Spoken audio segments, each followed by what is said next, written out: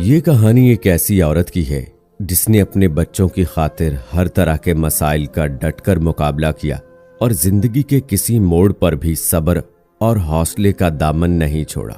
ये कहानी है एक ऐसी माँ की मेहनत और मोहब्बत की जिसने ये साबित कर दिया कि हालात चाहे जैसे भी हों, औरत उसका मुकाबला किसी मर्द के बगैर भी कर सकती है।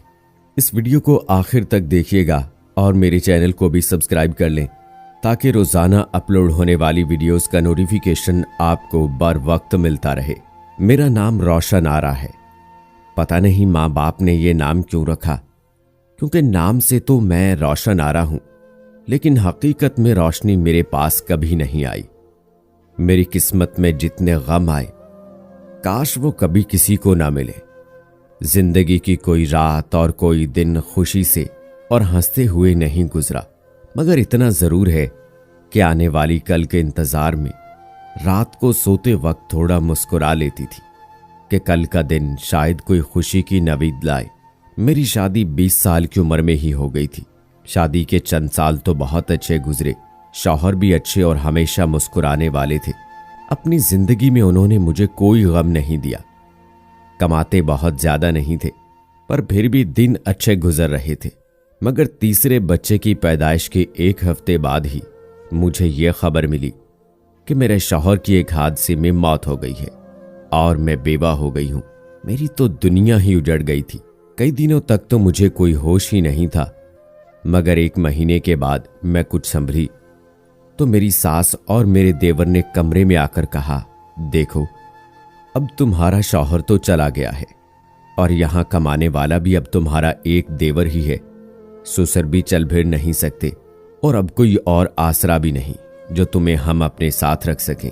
लिहाजा बेहतर यह होगा कि तुम अपने घर चली जाओ और चाहो तो अपने बच्चों को भी साथ ले जाओ, और अगर दूसरी शादी करना चाहो और रुकावट हो तो बच्चों को हमारे पास भेज देना।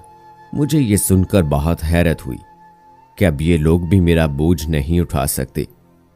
तो मैंने उनसे कहा कि मां, इस घर में तो मेरे शौहर की यादें हैं और वैसे भी मैं आप पर बोझ नहीं बनूंगी, क्योंकि मैं सिलाई कढ़ाई तो जानती हूं। मेहनत करके अपना और अपने बच्चों का पेट पाल लूंगी। आप सिर्फ मुझे इस घर में रहने दें। रहा शादी का सवाल तो वो मैं अब नहीं करूंगी। ये बच्चे ही मेरा सहारा हैं और कोई दूसरा बाप इन्हें प्यार नहीं दे सकता।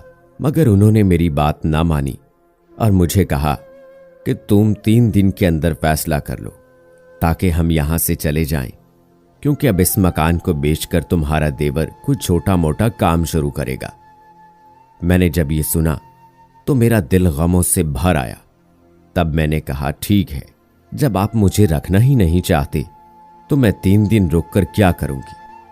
लिहाजा मैंने अगले दिन ही घर छोड़ दिया और अपनी मां के घर आ गई। मैं मां के घर में कुछ ही दिनों रही थी कि भाभीियों ने मेरे भाइयों के कान भरने शुरू कर दिए कि रोशन आरा के बच्चे हमारे बच्चों को मारते हैं, उन्हें खेलने नहीं देते। हालांकि मैं अपने बच्चों को अपने कमरे में ही बंद रखती थी, ना तो उनको मेरा कोई भाई खेलने के लिए बाहर ले जाता। बस बेचारे आपस में ही खेलकर कमरे में ही सो जाते थे। आहिस्ता आहिस्ता मैंने अपना कुछ जेवर बेचकर एक सिलाई मशीन ली और मोहल्ले से सिलाई का काम मंगवाना शुरू कर दिया। अल्लाह की रहमत से मेरा काम लोगों को पसंद आ गया। अब मैंने अपने बच्चों को मोहल्ले के एक स्कूल में दाखिल करा दिया और खुद उन्हें छोड़ने भी जाती और लेने भी। पता नहीं ये औरत ही औरत की दुश्मन क्यों होती है। मेरी भाभीियों को मेरा उस घर में रहना पसंद ही नहीं था, इसलिए वो मेरी बूढ़ी माँ जो हर वक्त मेरे गम में निढाल रहती थी, उसे भड़काती रहती कि कोई गरीब सा रंडवा मर्द देखकर इसकी शादी करवाओ और इससे रुखसत करो, वरना इसकी उम्र कैसे कटेगी और इसके भाई उसे कब तक संभालेंगे। और वैसे भी अब हमारे बच्चे बड़े हो रहे हैं, घर में जगह तंग पड़ जाएगी, और अगर कोई इसके बच्चों को लेने को तैयार ना हो तो एक एक करके किसी बेऔलाद को दे दे, पल जाएंगे। लेकिन इन जालिम भाइयों को यह ख्याल ना आया कि इन बच्चों की खातिर मैंने अपना ससुराल छोड़ दिया और शादी ना करने का इरादा कर लिया। तो क्या मैं इन बच्चों के बगैर रह सकती हूं? क्या कोई भी मां अपने बच्चों के बगैर जी सकती है? शायद ऐसा तो कोई जानवर भी ना कर सके।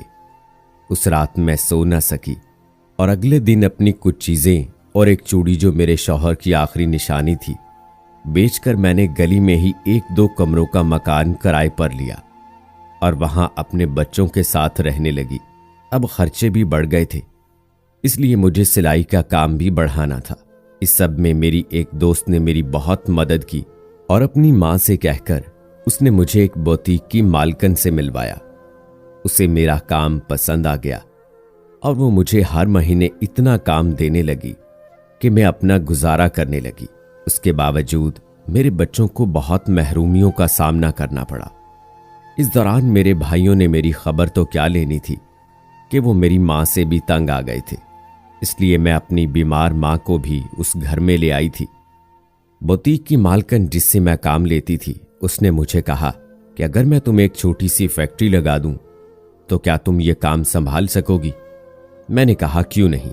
लिहाजा उसने मेरे उस घर में ही मुझे कुछ मशीनें लगवा दी और कहा कि अब तुम मुझे मेरा ऑर्डर पूरा करवा कर दिया करना। मैं ये काम खुशअस्लूबी से सरअंजाम देती आई। बफज़ले खुदा आज मेरा एक बेटा मेडिकल साइंस का फाइनल इम्तिहान दे रहा है और दूसरा बेटा बैंक में मुलाजमत करता है और बेटी की शादी होने वाली है।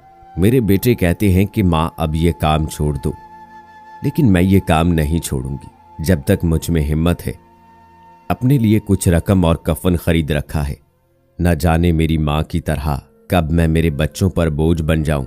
आज मेरी माँ जिंदा नहीं है और अब मुझे भी मरना है, लेकिन खुदा का शुक्र है कि मेरे बच्चे नमाजी हैं और मेरा बहुत एहतराम करते हैं।